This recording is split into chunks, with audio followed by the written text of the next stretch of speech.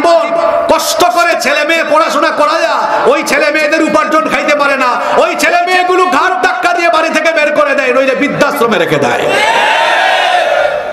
কোন হাফেজ সাহেব, কোন ইমাম সাহেব, আলেম সাহেব তার মা বাপকে বাড়ি থেকে বের করে দিয়েছে? একটা নজির দেখাতে পারবেন আপনি? একটা প্রমাণ দেখাতে পারবেন আপনি? বহু ইঞ্জিনিয়ার, বহু ডাক্তার, বহু পুলিশ, বহু প্রশাসনের মানুষ তার মাকে বাপকে ওল্ড হোম বৃদ্ধাশ্রমে রেখেছে, এমন হাজারো প্রমাণ আছে। মা বাপ এমনি এমনি ছেলে মেয়েকে মাদ্রাসায় আনতেছে, কারণ আছে, আরো বহু কারণ আছে। আর মাদ্রাসার ছেলে মেয়েরা এমনিতেই মেধাবী, এমনিতেই কি। আসেন শেষ কথা বলি, কেমনে মেধাবী।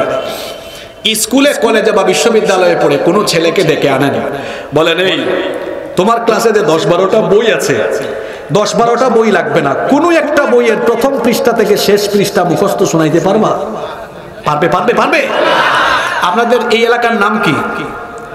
রুদাঘোড়া হাফিজি মাদ্রাসা আছে তো এখানে।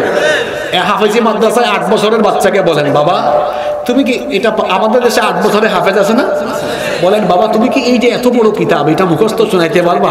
সে দাওয়াত দিবে, আসিয়েন প্রথম রমজানে, আমি প্রথম রমজানে দাঁড়ায়া প্রথম পৃষ্ঠা তিলাওয়াত শুরু করব, দেখবেন শেষ রমজানে আমি শেষ পাতা আপনাকে শোনাই দিব। কি মাদ্রাসার ছেলেদেরকে কি মনে হয় আপনার? আসলে মাদ্রাসার ছেলেগুলো ভদ্র নম্র, এই নম্রতা ভদ্রতার সুযোগে অনেকে বলে এরা ব্যাকডেটেড, কিচ্ছু জানে না, ভেতরে যে জ্ঞানের বারুদ আছে এটা ঠুনকা মারলে না আপনি বুঝবেন, ঠিক কিনা? যে ছেলে 30 পারা আল্লাহর কালাম মুখস্থ করে সিনায় গেতে ফেললো, কওমি মাদ্রাসায় যান, আলিয়া মাদ্রাসায় যান, ওখানে গেলে দেখবেন বড় বড় আলেম আছেন যারা 20টা 30টা তাফসীর পড়ে ফেলেছেন, লক্ষ লক্ষ পাতা। অনেক হাফেজে হাদিস আছেন যারা লক্ষ লক্ষ হাদিস মুখস্থ করেছেন।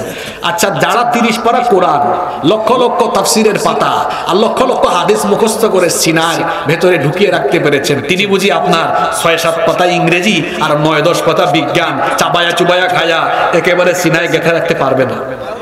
জোরে বলেন। আর মাদ্রাসার ছেলেরা যে মেধাবী, এটা আপনি ঢাকা বিশ্ববিদ্যালয়ের ভর্তি পরীক্ষায় গিয়ে দেখেন, গত 2 যুগের রেকর্ড স্কুল কলেজের ছেলে মেয়েদেরকে পিছনে ফেলে মাদ্রাসার ছেলে মেয়েরা ভর্তি পরীক্ষায় ফার্স্ট হয়ে যাচ্ছে।